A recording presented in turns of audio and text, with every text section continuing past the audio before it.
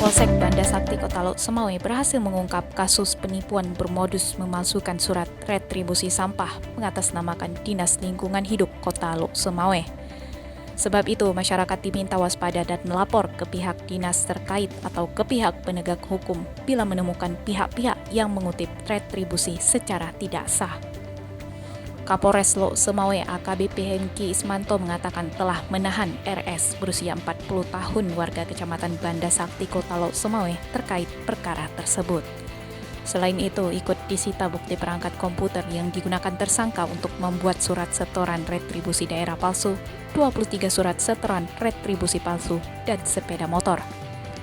Katanya, kasus ini terungkap setelah ada laporan dari Dinas Lingkungan Hidup Pemko Laut Semawe. Hengki menjelaskan pertama kalinya tersangka RS mendatangi tempat usaha dan mengaku sebagai petugas pengutip retribusi sampah dari DLH Beluk Semawe. Kemudian tersangka menanyakan pemilik tempat usaha dan apakah sudah menyetor retribusi sampah serta mencatatnya. Lalu RS membuat kwitansi surat setoran retribusi daerah dengan kop dan stempel DLH Laut Semawe atas nama Yusra.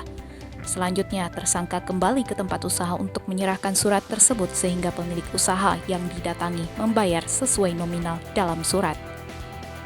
Hengki menambahkan akan terus mendalami perkara tersebut untuk mengungkap ada atau tidaknya tersangka lain. RS ditahan di sel tahanan Mapolsek Banda Sakti sejak 15 Oktober 2022 dan dijerat pasal 378 Jo, pasal 372 Jo, pasal 263 ayat 1 dan 2 Jo 64 KUHP dengan ancaman hukum 6 tahun penjara.